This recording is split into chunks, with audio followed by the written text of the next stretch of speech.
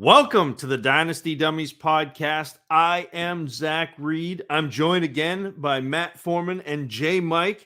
We are on to the catch-all shows for the Dynasty Dummies 2023 Rookie Hootenanny.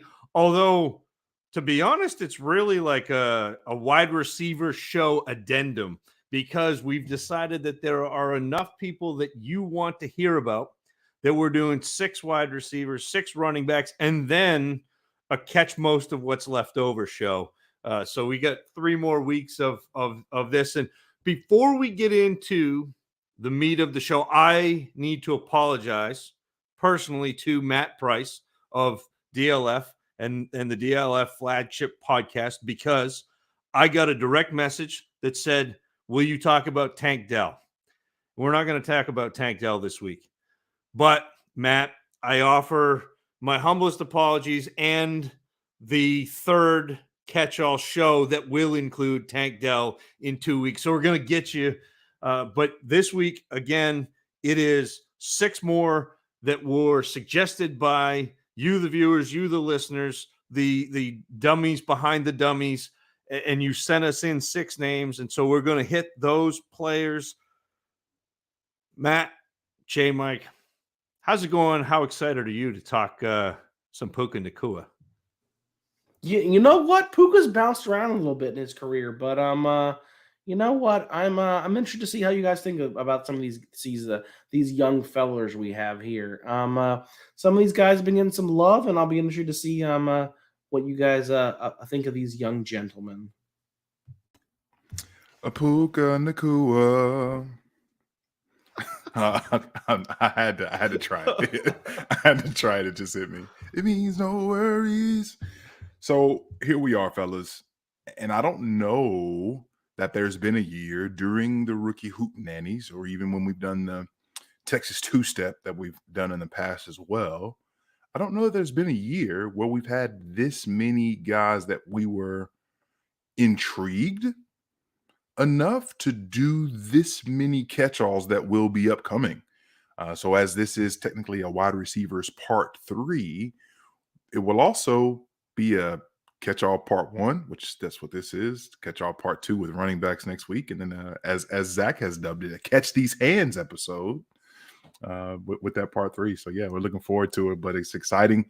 Thank you all again for tapping in with us, for enjoying this ride as we continue an inch ever so closer to the NFL draft, to our rookie drafts, where the fun is going to ramp up even more than it already is. We've got 6 names, 6 wide receivers that we'll be going through this evening. Foreman, Zach, before we get into it, is there anything either buzzing in your mind or any other table setting that needs to take place on the evening? Yeah, I was going to talk about the law of diminishing returns and how there comes a point in rookie evaluation, and spoiler alert, we're past it, that the work that you put into it is much greater than the expected yield of these players. But I'm not going to talk about that. I saw Scott Fish today, who is at ScottFish24 on Twitter, if you don't know. I saw him drop the theme for this year's Scott Fish Bowl 13. And it's restaurants, and it looks amazing. Like Bob Gilchrist put together a little slideshow with some of the t-shirt, ideas and some of the division, and it's going to be tremendous. And I know it's only April, but it's never too early to start thinking about the Scott Fish Bowl, to get involved. If it were me and I was listening to this show, and I hadn't done this already, I would go to scottfishbowl.com.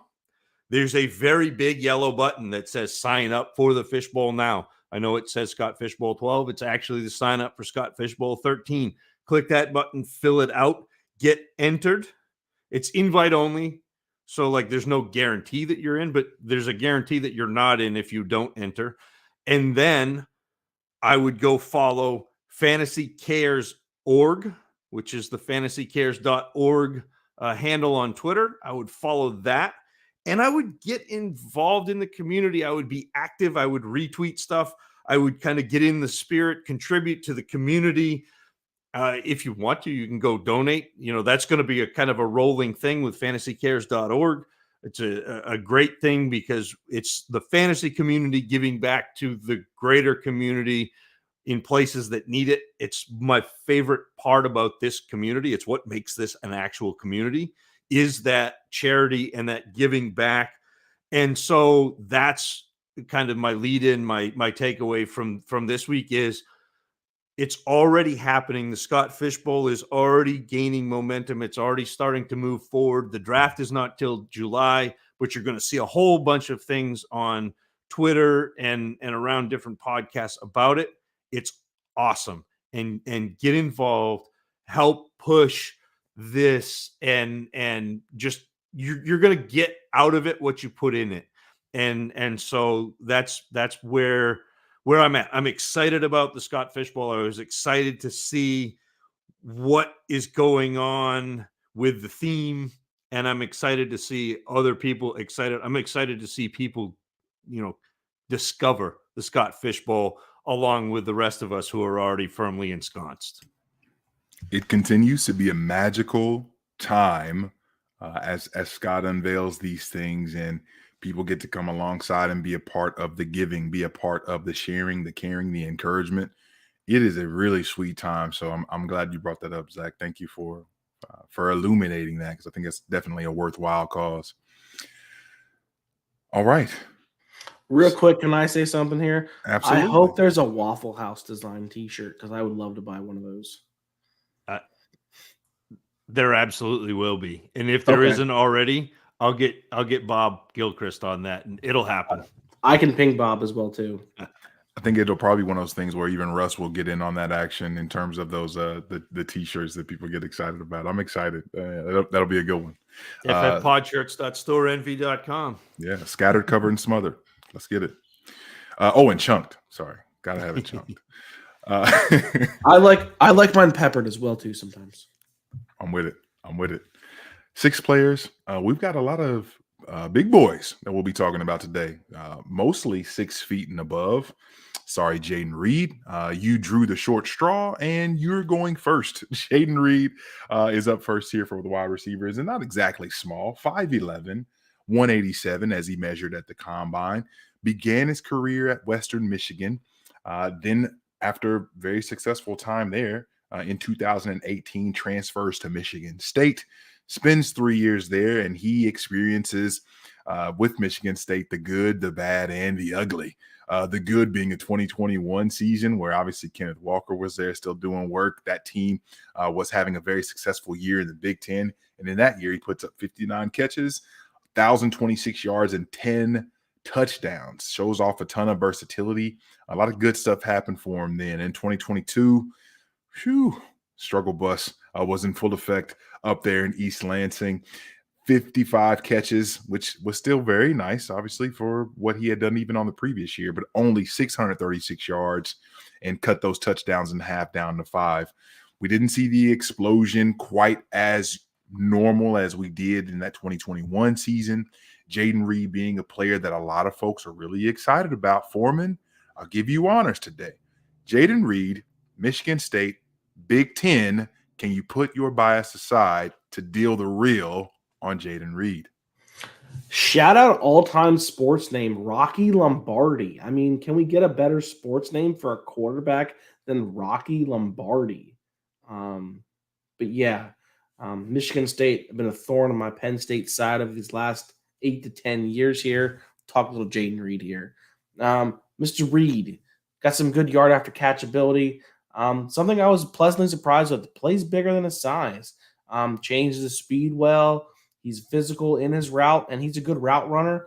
And he's nice and quick. I would say he's quicker than fast. But yeah, I mean, I think Jayden Reed brings some things to the table here. I think we have a bunch of these guys here who bring similar skill sets here. Who I'll be interested to see how you guys have them graded out with these similar guys.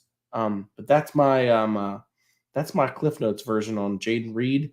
And now I'm going to send it over to Zach, who's going to give us a nice creative writing degree spin on this. I think dominating early is impressive. A less developed, both technically and physically, younger player flashing starter level talent is rare. It's not a big deal to Jayden Reed, though, who promptly led Western Michigan in receptions, receiving yards, and receiving touchdowns as a freshman. Yes, he even outshone MAC legend Dwayne Eskridge. Reed can be deployed all over the formation, succeeding from both the slot and from a traditional wideout set. He wins against zones with both speed on slants and by finding holes between levels of coverage. And once Reed has made the catch, his transition to a runner is almost instantaneous. He seems to be playing at 1.5 speed when he's carrying the ball, easily tacking on yards after the catch.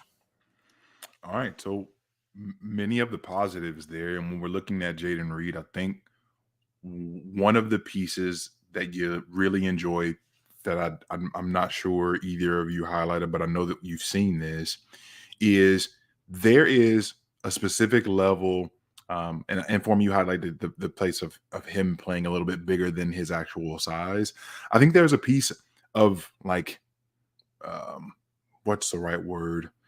Chip on the shoulder with Jayden Reed. And I think he plays with a specific physicality that is really unique for a guy who's 5'11", 187, that I'm not sure that many in the class play with at most times, which I find fascinating because in that passing game, which was a major struggle bus this year, if it wasn't Jayden Reed making it happen, there wasn't a ton else going on. And so I do like some of those things that he's able to bring in that respect. Now, obviously, Zach, Jayden Reed is a guy that we're talking about in the catch-all show, not in the first 2 episodes for a reason. Let's talk about some of those. Yeah, so Jayden Reed had 636 receiving yards for Michigan State in 2022. But if you counted up all of the ground he covered running laterally between the boundaries after he made a catch, Reed easily racked up 1,500 yards. And that wasted effort isn't beneficial to his future NFL team, and it doesn't help your fantasy squad either. I also think even though he plays very physical at the catch point, he can be bothered en route by physical defenders getting pushed off his line. And also, I think physical corners feast on Reed's tendency to body catch, and that will continue to haunt him in the NFL because defenders are taught to get in there, poke the ball out, and go get it. It's only going to take a few tweaks to Jayden Reed's game to make him a reasonably exciting prospect for fantasy football. While I think there's some potential, the NFL is notoriously not a developmental league. I think Reed is worth a dart throw in the later rounds of your rookie draft. There's some upside there, but it's not all put together yet. Yeah, and that's one of the weirdest things is, especially in this group, I really like what he's able to do in zones and that zone awareness piece. But if you're not able to hang on to it, do a whole lot with it when you're finding that space in between the zones, then what are we doing? Foreman, let's talk more Jayden Reed. What do you got? Yeah, my 2 big things were being able to, he gets caught peeking sometimes over the middle, and his inability to separate deep. Those are my 2 big things with Reed there. Again, it's someone who's with that quicker than fast is he's lacking a bit of that top end speed that you want to see. But again, as Zach mentioned with his surname counterpart there with a different spelling, that there's some things that I like here that I can stab on maybe in the early 3rd. That's where I'm kind of comfortable taking Reed at this point. If we're talking about rookie drafts at this point. But I'll be interested to see, as with every single guy we talk about here, except for Bijan, where the NFL thinks of them and how they go. I could see maybe sneaking into late day 2, but I think we're talking about an early day 3 guy here. And for wide receivers, I don't say it's a death nail, but it's definitely something that is a bit of a pause there for these wide receivers. But I think Reed brings a few good things there. I do want to ask, do you all like, is there anything that you'd see on draft night that would really get you jazzed up about Jayden Reed? And I don't necessarily love asking closed-ended questions, but I think we're at this point where we're seeing some things that are really positive about his game. We're seeing some things that, hey, these things aren't necessarily all that great. And I think back to someone like Michael Pittman, who did some really good things at USC, but had some holes and some things where we're like, I'm not really sure. He gets tremendous capital and has gone on to, I won't say underwhelm in the NFL, but I don't know that he's necessarily reached the hopes of what many who were super high on him were thinking he would continue to be in after his first season. Is there anything that Jayden Reed could obtain outside of himself in this process that would make you be like, man, I'm excited about Jayden Reed? Or is it the case we just have to see it at the next level and see that development continue? I mean, I think it's draft capital. That's the thing to me is if they're not going day one or day two, then it's a real uphill battle for anybody, regardless of position, but especially wide receivers to get in. We talk about this a lot, JMic, where running back tends to be an elevator because there's only one player who gets the majority of the carries. And so if they are injured or for some reason aren't able to play, the next man gets elevated up, whereas wide receiver is an escalator. And so if you are drafted in the 4th or 5th or 6th or 7th round, you're maybe getting on the field, but you're not getting wide receiver one looks because that's not how that position works. It's not a 1-for-1 when you end up seeing time. And so to me, it is a matter of getting probably day two capital, because I don't see anybody on this list of players that we've got today going in the first round. So you're looking at day two capital, and then you're hoping to see development with that day two capital. Day two capital gives them every advantage, every opportunity to develop. Those are the players who do actually develop in the NFL. They're the players who are given every opportunity, to fail and then continue to grow. Valid. Moving on to the next player on tonight's docket. We're getting a little beefier here. We're going to travel out west to go back to a Puka Nacua. Listen, Puka Nacua begins his collegiate career at Washington in the Pac-12, only plays in 3 games in both his freshman and sophomore seasons, and he's like, you know what, I've had enough. Transfers to BYU, gets in to be able to have pretty good production over those 2 seasons at Brigham Young. 43 catches in his junior season in 2021, 48 catches in 2022. He gives you 11 touchdowns over those 2 years at BYU and over 1,400 yards. So we see some positive things. A guy who's primarily out of the slot for BYU, 6'2", 201. Well, how big a boy are you? Puka's a big fella. Zach, we'll start with you. Any Nacua love for you? Well, BYU only threw the ball 391 times in the entirety of 2022. And while the Cougars were busy establishing that 8-5 record, Puka Nacua was quietly leading the team in receptions and receiving yards. Plus, he got into the mix with 25 carries for another 209 yards and 5 touchdowns. And that is what kind of piques your interest. Nacua is exceptionally versatile. You can use him in screens, sweeps, pop passes that allow him to use his vision as a ball carrier and his top-end contact balance to add yards. When he's deployed downfield, Nacua is very heads up. I think he does a really good job working back to his quarterback when things break down in the pocket. That's one of those things that you really like to see.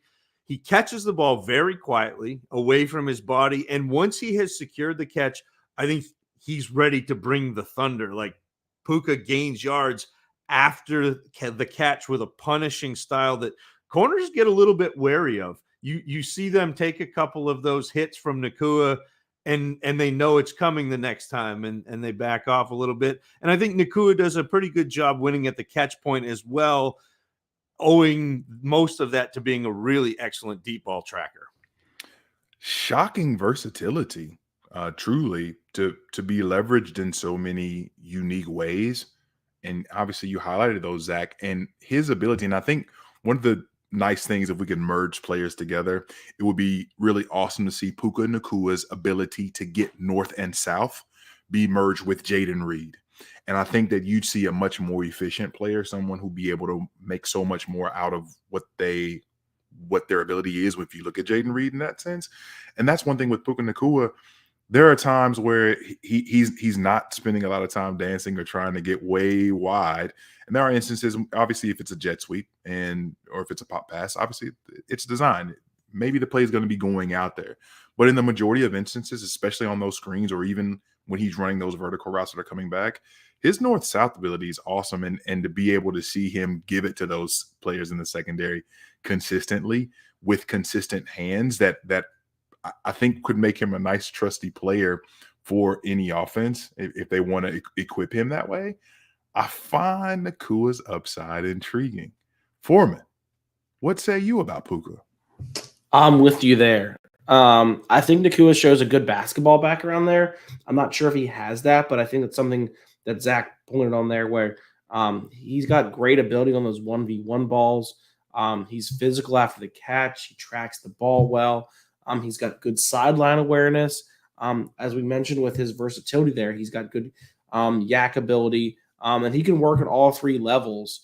And he's got good body control. So someone I was definitely surprised with. I remember when Nacua was coming out of high school, I think he was committed to USC for a long while before he was at Washington. And then he just flipped to Washington. And there was I don't know if that was going on with the Sarkisian, with USC was having their things, but I remember him having a weird recruiting trail there. He was definitely highly touted coming out of wherever he came from. But yeah, definitely someone who I was popped the tape on. And I loved watching that 2021 tape, seeing my boy Tyler Algier run the ball again. Man, that was so beautiful to watch. That was just beautiful. Baby, come back. I love it. Love a good callback. And listen, Tyler continues to be your boy there for the Falcons. So it's cool to be able to see him have that success for you when you were so big on this tape. That's cool to see. Let's continue with Puka Nacua, though. Again, and I think that for an offense in BYU that saw a transition of power, per se, when it comes to the life and times of Zach Wilson and then transitioning over to Jaren Hall and what they were trying to do up there. Foreman, let's stay with you in terms of things that you wish you would have seen out of Nacua or things that are, hey, just a little bit of a struggle in terms of his game. Yeah, I think he's a bit of a lazy route runner. His separation is something that's less than desirable. I'm not sure of his overall speed here. And I know Zach's going to love this one here. He's got a really weird release. In my notes here, I said he looks like a young Patches O'Houlihan because he's doing all 5 of the D's there. He's dodge, duck, dipping, dive, and dodging at the line. So it's just, he's just kind of just like flailing his body around there at the line of scrimmage to try to get released there. And it's just like, it's just funky looking. So I don't know what to think of that, but those were my negative thoughts on Nacua there. Just like the separation thing is obviously the separation and the lazy route running are probably the two big points of concern there. The release thing could probably get coached up.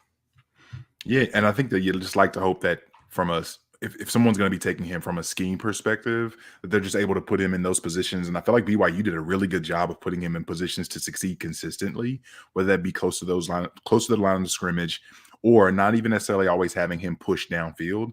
He's been someone who, when it comes to that short to intermediate, did a lot of positive things. And so while the separation's not there, and I really want it to be there, I'd be curious to see if he lands in a place that isn't going to leverage some of his positives, he could unfortunately be somebody that just washes out swiftly. And again, when we look at those day 3 type players, that's one of the things that can certainly scare you off. Zach, let's continue talking Puka here. Believe it or not, and this feels strange, and I actually had to go to PFF and look it up. Nacua actually played split out wide twice as much as he played lined up in the slot, even though he was a lot more effective in the slot. And Nacua actually struggled a lot, I thought, with his release off the line. Matt, you mentioned this. Often Nacua misreads the amount of cushion he's being given too. He presses upfield when he's given extra, and he tries to break off a route short when he's got a corner in his pocket, which is like completely pitching backwards to what you would expect a receiver to do. He doesn't possess sudden speed, so he has trouble separating from man coverage while he builds up to his top gear. And Nacua really leans heavily on his ability to track deep balls and maneuver his body in between the defender, kind of stacking the guy up and getting to his catch point. His versatility gives him multiple avenues to get on the field at the next level. And once Nacua gets a chance, it's not difficult to envision him carving out a role. Unfortunately, I think for fantasy, that role probably is like a wide receiver 3 on his team, and he doesn't have a lot of room for upward mobility. Certainly a tertiary type target for a team and even for our fantasy teams ahead. But again, I like Puka. I'll just throw that out there. I like him. All right, next up, player number 3 on the evening. Look, it seems like we just keep hitting the XL button. We keep zooming in here. Players keep getting larger and larger as we go. Yeah. Bryce Ford-Wheaton out of West Virginia University, Morgantown there. And Bryce Ford-Wheaton, somebody, as people would continue to call him when you go back and watch the games, the veteran Bryce Ford-Wheaton, a guy who got plenty of burn in his time for West Virginia, played as a freshman, sophomore, junior, and senior, and continued to see his production go up year over year. 12 for 201 as a freshman, 27 for 416 as a sophomore, 42 for 575 as a junior in 2021, and then as a senior, 62 for 675 and 7 touchdowns. Big, fast, again, measured at the combine, 6'4", 221 pounds. So I think many people would be pretty excited about the prospects of what Bryce Ford-Wheaton could be at the next level. Zach, let's talk all things upside for Bryce Ford-Wheaton. One of the most fascinating facets of the human mind is how we look at things, and where we look from can vastly change our perception. And there's a famous drawing by William Eli Hill called My Wife and Mother-in-Law, and it depicts a graceful young woman looking over her shoulder away from you, or a world-weary older woman slumped and frowning. Bryce Ford-Wheaton receives rave reviews from the Senior Bowl and Combine and the people who were at those. But if you weren't watching from either of those vantage points, I think things look maybe a little bit different. Ford-Wheaton blazed a 4.38 40 at 6'2" and 220 pounds. The Combine counters profiling players are going to lose their minds. And for his part, Bryce Ford-Wheaton will get open deep downfield, just not how you'd think. He uses an array of double moves to work open over the top, but more often he uses his physicality to his advantage. Ford-Wheaton uses his strength and arm length to help separate against man coverage. And when he's working along the sideline, I think he's very good at making adjustments to haul in back shoulder throws. After the catch, Ford-Wheaton routinely tacks on 4 or 5 extra yards with his physicality and a little bit of speed. Mike Evans plus a little bit when it comes to the run after catch there. And listen, hear me out, y'all. I'm not saying he's Mike Evans. I'm just making fun of the fact of people often say Mike Evans is catch and fall down. Well, Bryce Ford-Wheaton, as massive as he is, catching, fall forward a little bit. And give you a little bit more. Foreman, let's talk more BF Dub.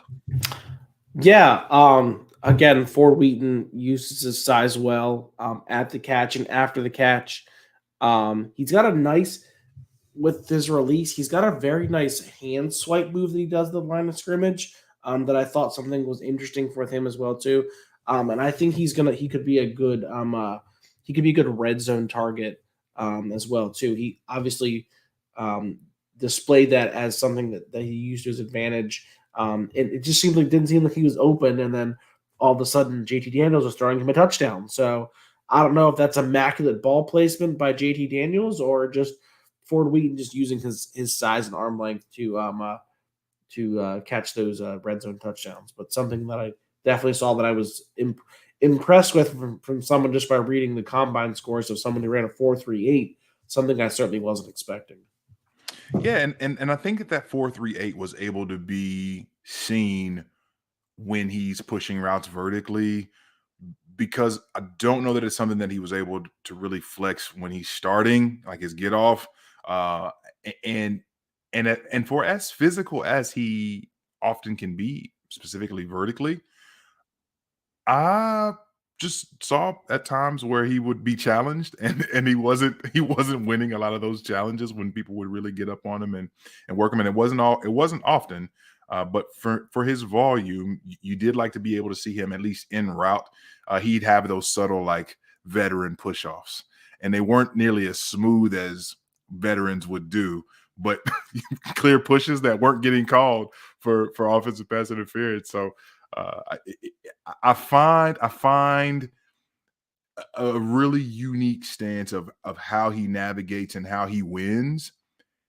And I think I'm looking at him in one of those specific ways that Zach was talking about, and it wasn't necessarily in that combine camp. But Foreman, I'm coming right back to you. Let's talk a little bit about the drawbacks for Bryce Ford-Wheaton. Yeah, first of all, the 4.38 speed does not show up on tape. Just someone who just doesn't separate that well. He struggles at times against physicality at the line of scrimmage. Other than that hand swipe move, he struggles against press. And he's got a limited route tree and runs some rounded routes that I'm not super in love with. It's just, I think there's a lot of, I don't want to say a lot of, there's there's a lot of opportunity in Ford-Wheaton's game. We'll just put it that way. Very fair, very fair. Zach Reed, your turn. Unfortunately, as fast as he ran in the spandex sprint, Bryce Ford-Wheaton just doesn't have that same functional speed. Right from the snap, Ford-Wheaton has trouble versus press coverage. If he's unable to push his way through, then he really struggles with that release. He also has difficulty separating from man coverage in route because of his lack of sudden speed. He feels a little bit like a hybrid car with the pedal floored, just waiting for the electric motor to give way to the engine and let that engine supply the torque. Ford-Wheaton even struggles a little bit at the catch point, allowing the ball to travel into his body, creating some drops. Just looking at Bryce Ford-Wheaton, it's hard not to get a little bit enamored with his combination of size, speed, strength, and length. But if you tilt your head just a little bit, it's difficult not to worry about a big-bodied wide receiver who struggles to separate outside of physicality. I think that profile probably doesn't end up driving the targets that we need for fantasy production. I think he is interesting I think he's interesting. We'll leave it there for now. On to the next one. You're being too nice, sir. Listen, I feel like there's so much more to be said, but we're at a really good pace right now. So we're leaving it alone.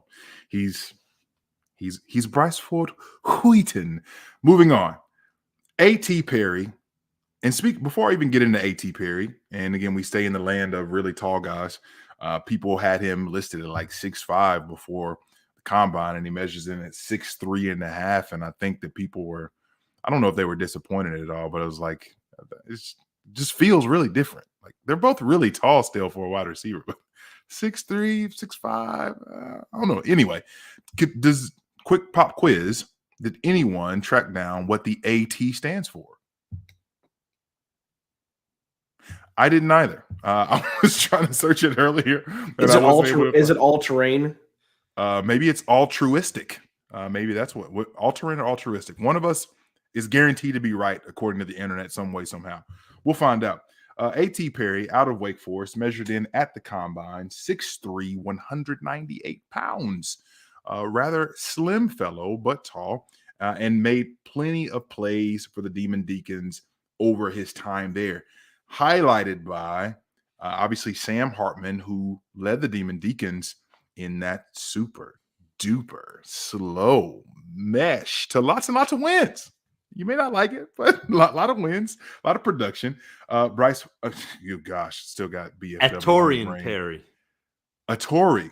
Yeah, Atorian. Atorian. Atorian Perry. Atorian Perry. I would also choose AT. I like that. So in his junior season in 2021, 71 catches. Sheesh. That is day one, part one Hootenanny production there. 1,293 yards, 15 touchdowns in that junior season. He goes on to the senior year, 81 catches, 1,096 yards, and 11 touchdowns. Yes, that's 26 touchdowns, over 150 catches, and over 2,300 yards in 2 seasons. A.T. Perry, whether you like it or not, in that mesh offense again, was able to lead the ACC in receiving yards in 2022. He was third in 2021 with more yardage, which is one of the more mind-boggling things that you'll see in terms of production. But A.T. Perry, I am curious. This is one of the, I feel like, players that people are either really excited about or they're like, nah, pass. Does anybody in particular want to go first with A.T. Perry? Okay, Zach, you're up to bat. I got you. The slow mesh offense is brutal to scout through. The quarterback and running back waltz leisurely to the line of scrimmage, not deciding who will keep the ball until the very last second. This indecision forces corners and safeties to cheat up to stop a potential run, allowing a team's wide receivers an extra advantage on their release. When it works, it is beautiful and infuriating. And Wake Forest has the slow mesh offense down to a science. Even without the occasional free release or broken coverage afforded by Wake's offense, A.T. Perry has plenty of speed to get over the top of defenses when he doesn't have to play through contact. Although he does have a hesitation jab release move that he uses regularly against press man coverage, Perry does an excellent job breaking off at the stem of shorter routes like hitches and outs against man coverage.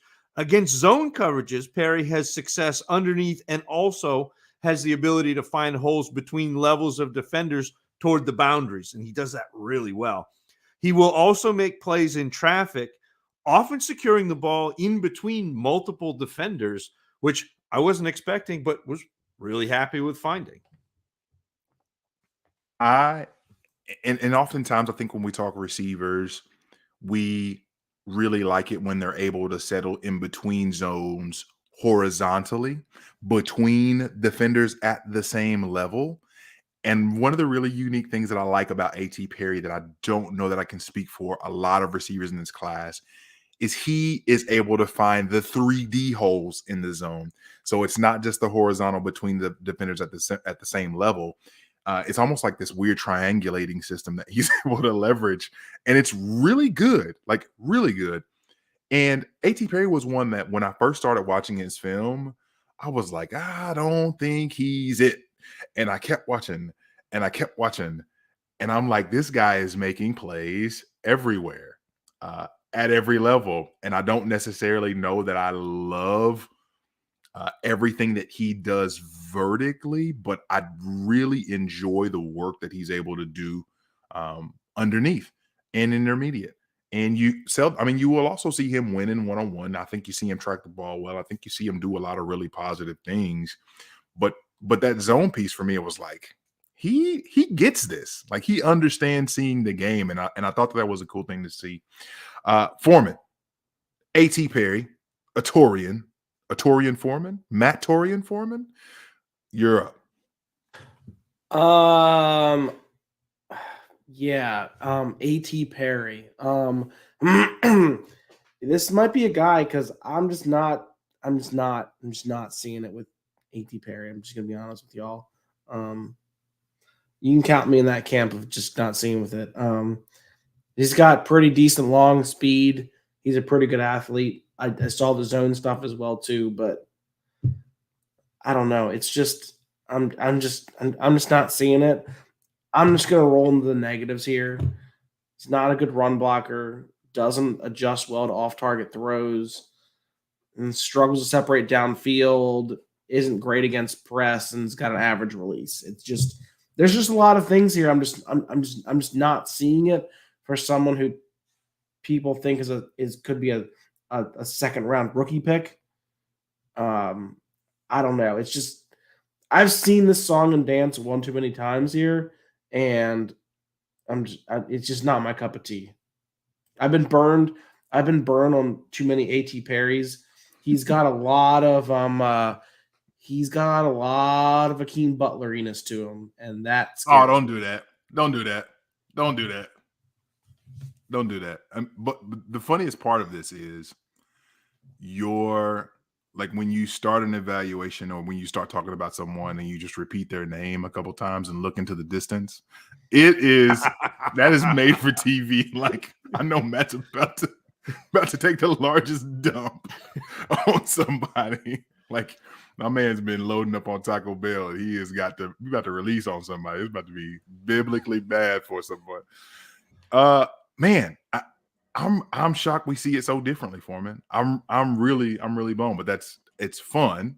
But I'm just shocked. I wasn't expecting you to be so out. But alas, Zach, there are shortcomings to be talked through. Continue. Yeah, I think the most glaring hole in A.T. Perry's game is his lack of ability to add yards after the catch.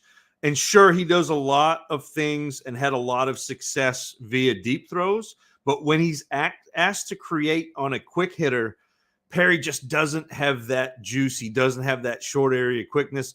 And I think also missing from Perry's bag of tricks was a go-to move in the red zone. This renders him ineffective in close and in the end zone where catches are obviously the most valuable. When he's bodied early in his routes, Perry was bothered by that physicality. And although his hesitation jab move off press is very good, he's not able to consistently separate with any of his other release moves. At his size, 6'3", 200 pounds, and the speed to be a downfield threat at the next level, man, A.T. Perry is a lot of fun. I think what may hold him back from being the smash for fantasy is his lack of short area quickness, both post-catch and in the red zone, two places where, I mean, we're making our bones as fantasy managers. And I think that is most certainly a concern, specifically if you're going to be that tall. You want to be able to be a weapon for your offense, be someone that they like, hey, money time, like we're within 15, 20 yards. We might see our guy here. And that's not always the case for him. Still shocked by how much I enjoyed watching him. Truly. I was mad that I liked his tape so much because that meant I had to watch more slow mesh. And I just didn't want to do that. I mean, you don't like that 5 second. Oh my goodness. It's beautiful. Like I appreciate the brilliance of the offense. I appreciate what they're doing, but what they're doing to me as somebody trying to analyze the wide receivers is just brutal. Listen, a week after we got through talking through the quarterback in Tennessee, I'm just surprised that you're not enjoying the 5 second ride from Sam Hartman there with the running back. I mean, moving on, I guess. I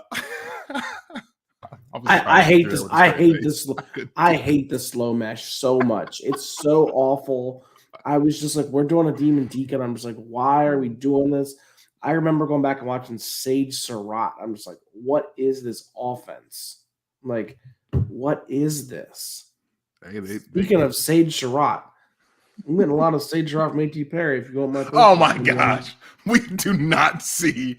Oh man, we do not see A.T. Perry close at all. We are way off here. We're moving on before we get the fisticuffs going here. Traveling south, we are going down to Ole Miss, Oxford, Mississippi, to talk through a little Johnny Mingo, Jonathan Mingo, 6'2", 220. Hey, you built good, boy. You built real good. When we're looking at the life and times of Jonathan Mingo, he really came on in his senior season at Ole Miss. Mediocre production those first 3 years, but finally Lane Kiffin was able to get the best out of him. 51 catches, 861 yards, 5 touchdowns. Now, not record-breaking stuff, especially from a Lane Kiffin offense. You expect to be able to see fireworks all over the place. Inconsistent play from Jackson Dart in that quarterback position this past year. And obviously the running backs were really the star of the show when we're looking at the likes of Zach Evans and who Foreman has dubbed 2025 QB or RB2, I believe you said, Quinshon Judkins, who I'm telling y'all, when you get eyes on Quinshon, you will like what you see. Go ahead, Foreman. And I'm not going to argue with you. I'm obviously biased on my RB1 is, but if you told me Quinshon was RB1, I'm not going to fight you too much about that. He looks awesome. Yeah, he looks awesome. He's talented, and for Jonathan Mingo to be able to step up and finally show some more, you do like to see that, especially again with that offense. So this time, Foreman, the floor is going to be yours. Back to Oxford, Mississippi we go. Little Johnny Mingo, it's all yours. All right, Mr. Mingo tracks deep ball well. He's effective after the catch. You guys love, I know when a wide receiver gets his nose dirty in the run game, and he gets his nose dirty in that run game. He's got a pretty good release. He's a crisp route runner. He can play inside and he can play inside or outside. A bit concerned about the late breakout there, but the quarterback play at Oxford has been so weird. Even Corral was there. It was just, they were doing a thing with John Reese Plumlee there as well too. So the quarterback play has been definitely interesting there at Oxford, even with Lane there. But yeah, Mingo, someone who shout out to fan of the show, Jake Anderson, someone who Jake was a big fan of, and I was happy with Mingo. I feel like Mingo was running to lots of contact, and he was just destroying people after he's got the ball in his hands. When he gets ahead of steam, it is a problem for defenders. Zach, let's keep it going, talking all things Johnny Mingo. Jonathan Mingo is dim sum. It's that first bite of Hong Shao eggplant that is incredible. It's succulent, it's sweet, it's salty, it's citrus. It melts away, lingering just long enough for you to realize that the dish in front of you is empty. Small plate after small plate, each one exactly what you're hoping for, but all you want is more. Jonathan Mingo played all over the formation, moving from the slot to split wide, even sliding in the backfield. This versatility, along with his 6'2", 200 frame and mid-4.4 speed, makes Mingo a rarity in the 2023 wide receiver class. He can succeed against both man coverage and zone, largely in part due to his exceptional ability to read and exploit cushion. Mingo seems to time his in-route cuts perfectly, putting himself in a position to make catches in between defenders.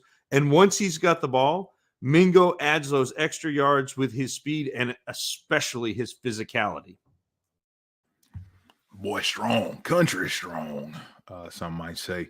But let's keep the talk going in reference to Jonathan Mingo. And I think that some of the drawbacks that we see in his game are things that I don't know that I'd call them holes in terms of things that could not be developed, but I do want to hear from both of you guys when we're looking at understanding, hey, the NFL is not typically a place where people go to develop.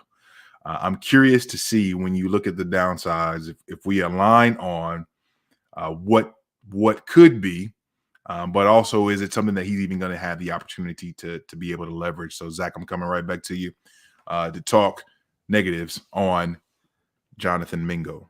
Yeah, the Dreamers are going to run Mingo's potential out into that Debo Samuel echelon, but I think they're going to overlook some of these blemishes, not the least of which is the fact that he only had 4 carries over his 4 years at Ole Miss for -7 yards. Like, that's the rushing that he put on film. And for as much of a bully as Jonathan Mingo is with the ball, he wrestles mightily with making catches through contact.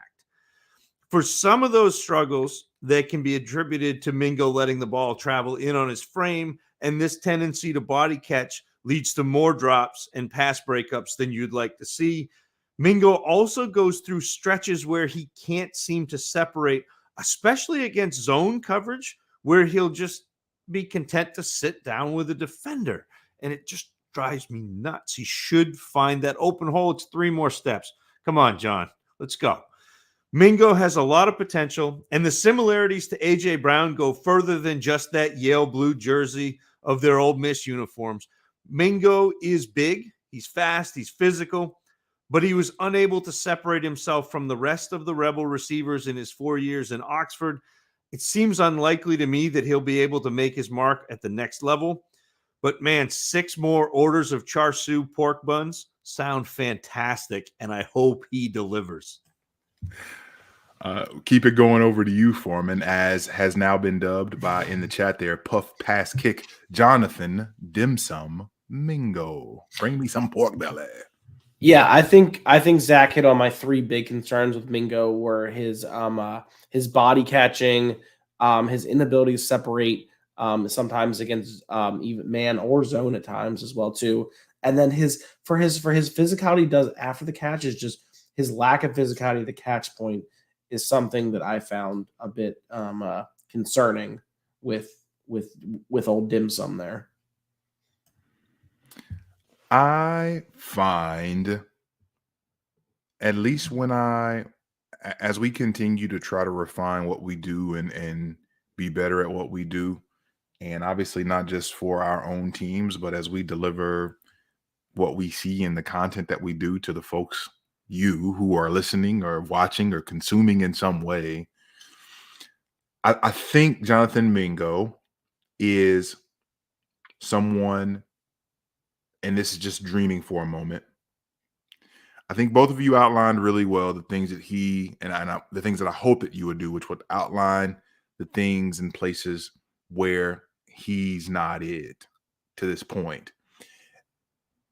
And I want it to be a case where people continue to do their own work. But for me, if someone is going to run to contact in many instances and not create the separation that you really like to see on a play-to-play basis, and have it to where the hands can be inconsistent and you be really good in some routes and not really good in others, I don't want to continue to just hope upon hope that there'll be something that they did not show, even though it flashed.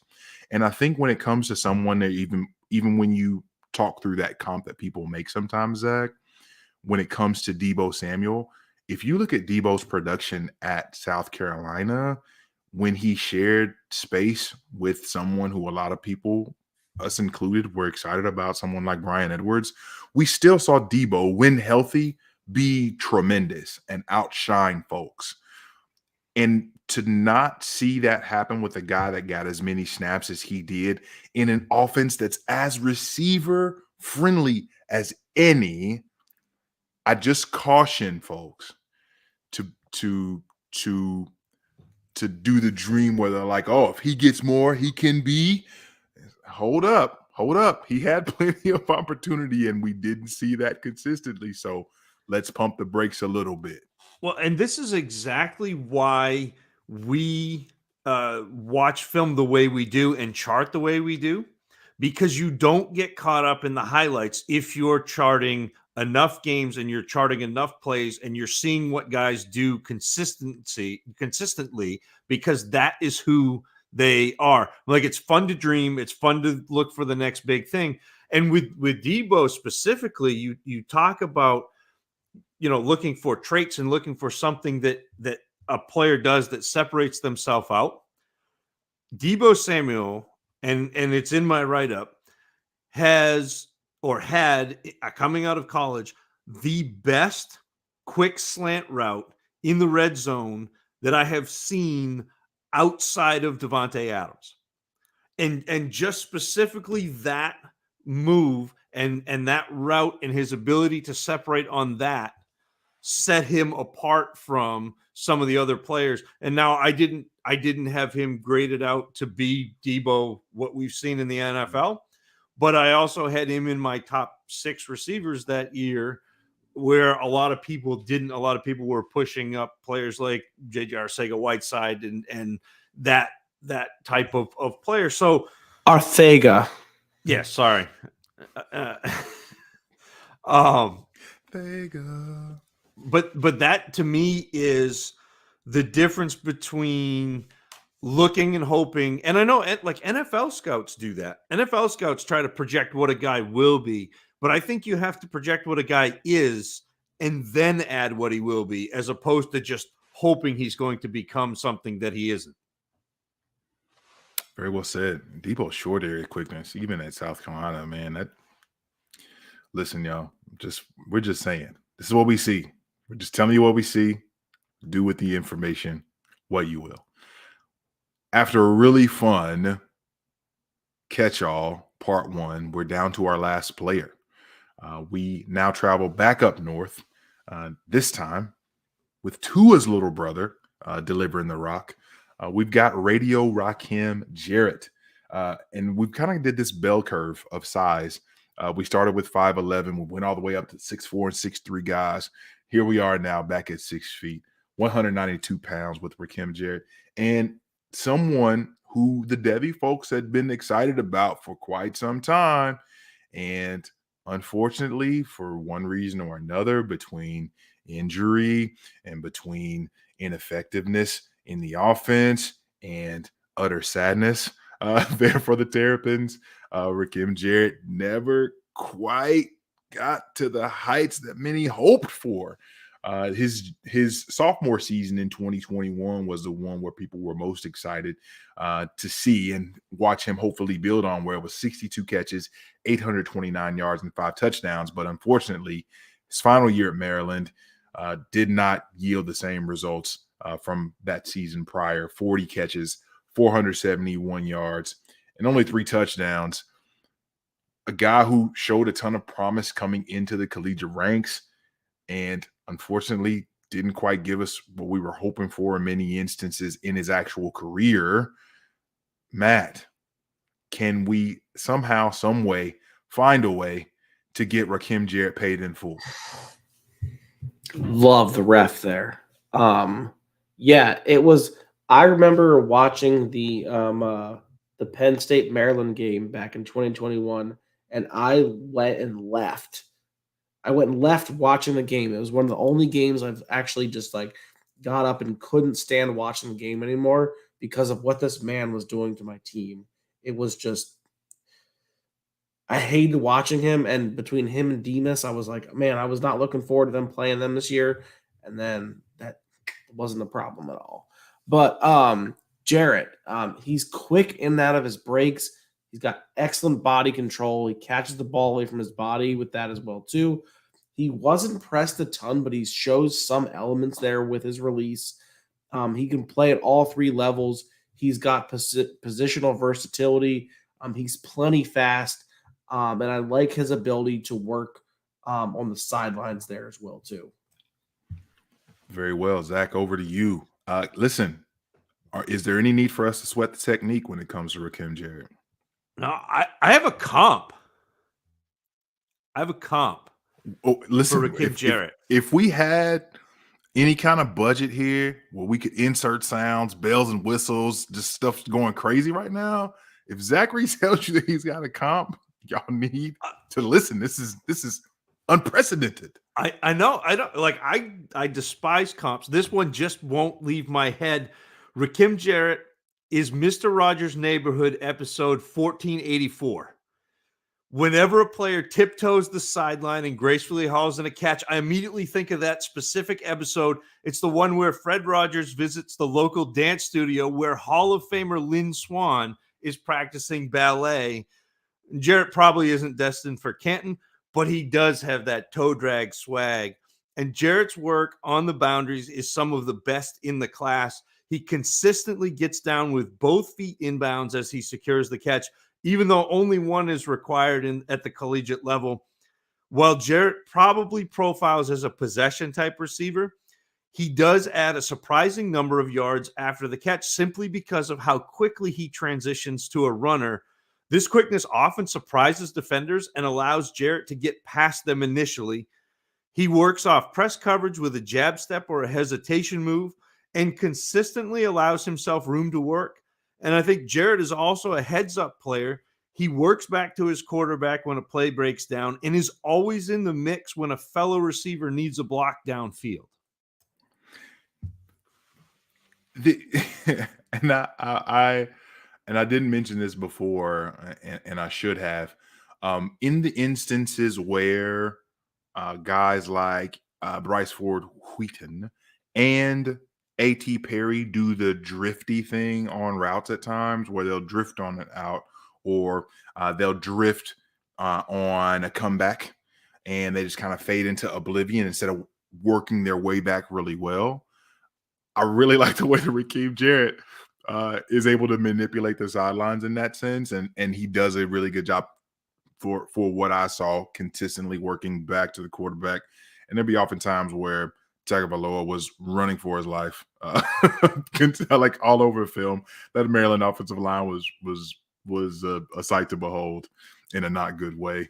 But what he's able to do in short area, he's probably one of, if not my favorite, with ball in hand in the group when it comes to his instinctual running style and his creativity to try to be able to maximize. He's one of the really unique players, and this is typically something that I look for in wide receivers often, is when you have the ball in hand, do you work to set up blocks and do you see the field out in front of you to be able to set those things up through the second level to make the most of your run after catch opportunities? And I really like what Rakim Jarrett is able to provide in that space, which for me, again, if you're talking about maximizing opportunities that aren't going to be afforded to you because you've gone in day 2 or day 3 of the NFL draft, what he was able to show at Maryland in small, not nearly as often as you'd like to see, with only 40 catches on the season this past year, but even in that junior year, that 2021 season, Rakim Jarrett was somebody that was able to consistently leverage positive plays in really crappy situations because of his ability to understand those angles after the catch. And that's something that really shocked me in terms of watching him, because I wasn't sure what to see. But that piece of his game, something that was really cool to see. Zach, coming right back to you when it comes to the final player on the evening and his shortcomings. Yeah, after his initial release from the line of scrimmage, Jarrett's route running breaks down some against man coverage, especially over the middle of the field. He has a bad habit of getting lazy and rounding cuts at the stem of his routes. Physical corners also give Jarrett a little bit of trouble, sometimes bullying him into giving up on a play completely. And although he does a great job transitioning to a runner after the catch, I think he sometimes lacks the dynamism to continuously and consistently beat the initial defender after he's beaten him. Do you know what I mean? So like he'll make that catch, he'll make that transition, but then he gets caught. It's kind of like me now at a point where I'm playing men's league basketball and I can cross you like nobody's business and I can get 2 steps by you before you get back in front of me. And I think that's what Rakim Jarrett struggles with a little bit. Projecting Rakim Jarrett to be a high-powered fantasy asset is probably a visit to the neighborhood of make-believe, but it would not be a stretch to see him catch on with a team and work his way into a role as a dependable possession wide receiver. And I think that has some value in fantasy. I think that's where it gets in trouble when you're looking at, hey, you do these things really well, which is fun. And now when we talk through fantasy, how do you find your way to the top of a depth chart or driving any sort of volume or having enough opportunities for even splash plays? And it feels like he falls short in many of those areas, which is a bummer. Foreman, final words here when we're looking at the life and times of Rakim Jarrett. Yeah, one of the things that's weird is I thought that Jarrett had really good body control, but there was like one of the games, I think it was like Michigan State 2021, where every time he got like he was stretched out, he just couldn't complete the catch. Like it was something I thought that was really weird, but there was other games where he was doing it. So it was just weird there. And the same thing that Zach mentioned as well, too, as someone who's dynamic, I wouldn't say super dynamic at the ball after the catch, is he got tackled a lot by the first defender, a lot more than I would have liked for someone who is seemingly dynamic with the ball in his hands. And again, with the physicality there, he's got, like I said, he's got some elements there for his release, but there's a lot of things that are less than desirable. Very well. That's 6 players in the catch-all for part 1. A lot going on there, but fun to be able to hear your all's perspectives. And again, to our listeners, I hope that as you continue to listen and continue to get closer to the drafts, that you take this information, do your own work, continue to refine what you like in reference to what you're seeing from these players or the numbers or data that you're gathering, and continue to refine your process as we inch closer and closer. Fellas, it's ranking time. We got to be able to talk through these 6 players where we see them in the landscape of, you can talk through in the landscape of the class, but specifically these 6 players alone. So, Zach, we'll start with you. Where or how do you go about ranking these 6 players? So where we're at with these players and specifically this area of your rookie drafts or analyzing a draft class, I think you're looking for upside swings. And so those are the players that we're going to be interested in. To me, at the top of this 6 is A.T. Perry.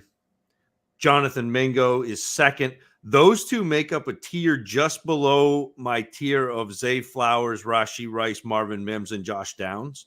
So it's still a couple of players that I'm interested in, but I'm not going out of my way to add. They'd be my buy on credit.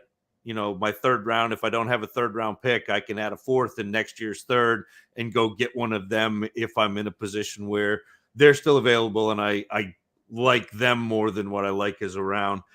I've got Bryce Ford-Wheaton next, Puka Nacua as the 4th player in this group, Jayden Reed, and then Rakim Jarrett, who I really like his ability, but I don't love his game, if that makes sense. Very well.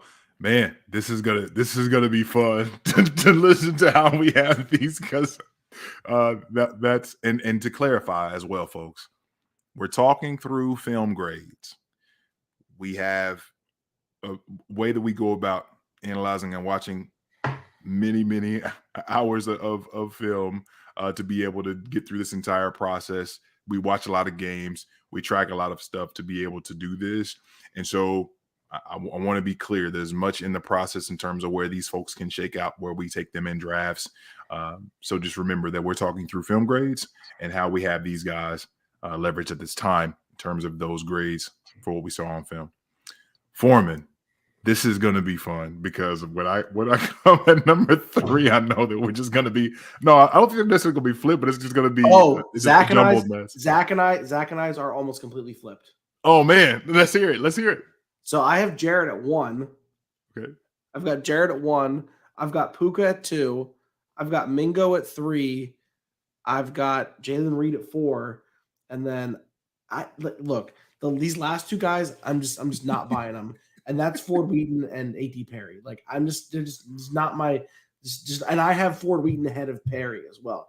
I'm just I'm just not. A.T. Perry's just not my guy, and it's someone who I say this every year. He's one of those. I think he's my guy this year. Where if I'm wrong on him, I'm okay being wrong on him, Yeah. and it's just he's not my cup of tea, and I'm okay being wrong on him, and it's someone who I'm not willing to take the swing on. And there's that one guy every year who the community is much higher than I am, and every year I'm right. Every year I'm right. Every year. Noted. Yeah, listen, y'all better hear this, man. Y'all better hear this, man. And I think the beauty of it is when we talk about this area, this range of players, and this range of our rookie drafts, a couple different things. One, it's not going to cost you as much to either get in or obviously get out. With that, I think one of the really good things, and I'm so glad that you brought that up, Foreman, is that if you do miss in this area, you're not really kicking yourself because you went and it wasn't as though you leveraged the 109 for A.T. Perry, for example. You didn't spend the 109, or somebody likely isn't spending the 109. We're still talking late second round, third round in our rookie drafts. But I love that point that you bring up because that is so valid. Like if I miss here, like I'm totally okay, and I'm okay with this not being something that shakes out. I have a weird amalgamation of what you all put together, and this is why I told you all. Look, a peek behind the curtain. What I was telling these guys just before we went live, I could not wait to get to this very moment. An hour plus into the show to be able to see how we had these guys stacked up because I was confident that what was going to happen was that we have them at all different places, and that is exactly what's happened. I think I'm with both of you in certain spaces. I have A.T. Perry up top, and I have him shockingly higher. Like I have him in that tier that's after Kayshawn. It's kind of this weird place of like Kayshawn, Zay, and I had Josh Downs above Butte as well, but then like Rashee Rice, A.T. Perry. I have to pull my spreadsheet back up, but that area of film grade, which I found shocking. I wasn't ready for that. And if we tier down from there, and maybe it's even 2 tiers down, I've got Puka Nacua at number 2. I really like Puka North-South. I really like his toughness, and I like what he offers to a team, even though his short area quickness isn't any great shakes. But what he was able to put on film, I found really interesting, and I like the look for him. And in that same tier, I have Rakim Jarrett. So I've got A.T., Puka, and Rakim Jarrett, and I think you guys had those players in either one of your polls, either north or south, in my top 3. How that shakes out. So I found that interesting. In a tier, their own tier, and they're kind of bunched up together. I've got Jonathan Mingo, and then the next 2 players in this, like I will in all likelihood have 0 because I don't even want to shoot the shot on Bryce Ford-Wheaton and then Jayden Reed as my bottom, and it's not because that they're not good players or couldn't project well. For me, if I'm thinking about that area, I'm likely going to be shooting a lot of shots on running backs, or trying to find my way to get up, use this pick. How do I use this pick to try to be able to get up? And as Zach mentioned previously, buying on credit. But Bryce Ford-Wheaton and Jayden Reed, I think I look at both of them as like, all right, cool. But I know a lot of people like Jayden Reed, and I don't hate on obviously anybody who does. But yeah, that's my list. And I'm sticking to it for now. But those are my film grades. And again, this was fascinating for me, and being able to hear you all break down and seeing the places where we aligned and where we didn't is always a great refinement process, because that pushes me to be able to either lean into, let me go back and take another peek just to make sure that I'm not crazy, or I went back and looked, and Foreman, you were exactly right. This this aspect of it is absolute buns, and I got to do better. Or Zach, you know what? You said this, and I didn't agree in the first place, but you know what? After further review, maybe I missed all this. Yeah, this is fun. How are you guys feeling after this process today? I can tell you this much is I have probably some more A.T. Perry work to do based on what I'm seeing. I think I might have to dig in just a touch more, but man, it's just crazy hearing because normally we're not this far off. Like normally it's maybe a tier or so, but I'm just it's just I mean he's not quite in the Jalen Hyatt tier, but he's there he's in the same stratosphere. Well, and I think two things. This group of players, in terms of the separation between the top and bottom, I mean, maybe the bottom couple are a little further down, but there's not a lot of separation in this group for me. It's hard to tier them out. It's hard to figure out. I mean, there are a couple guys that you have even, and then trying to split what they do compared to what scores fantasy points or what the big upside would be. The other thing and the other piece of this, and JMic, you mentioned this, I love this time of year because when I'm wrapping up my initial evaluation, I start listening and I start listening to everybody. I start listening to doing these shows, listening to you guys, but also listening to other people who watch film that I take stock in and highly regard, guys who do the metric side of things with like Peter Howard and David Wilsey kills running backs. And so, I start to listen and figure out where I differ greatly from people. And then I will go back, like you said, and watch, because it's entirely possible that I missed something or misinterpreted something and somebody saw something different. One of the metrics picked up something different. And for me to be able to go back and use that is such an important piece of this process. And then we get the NFL draft, and I get to do that some more because they're invariably going to be players that we either didn't scout or we looked at and said, we don't love them, and the NFL does. And so all of a sudden you get Tyquan Thornton that you have to go back and watch. What about Tyquan Thornton, popped? And so it's interesting to me. This part of the process is my favorite. I love going through and watching the initial film. I love getting my film grades. I love getting my take. But then the revision process and the understanding and taking in and consuming content from all around, from people that you trust, and being able to take the synthesis, the antithesis, the thesis, the antithesis, and then synthesize it to get your final rankings is the part of the process that I love the most. Iron sharpens iron. And I tell you what, being able to do this with you all year after year, truly day after day, in terms of our group chats and being able to just chop up life with you, I know that I'm a better man for it. I'm grateful for you guys. And this is always an incredibly fun time of year.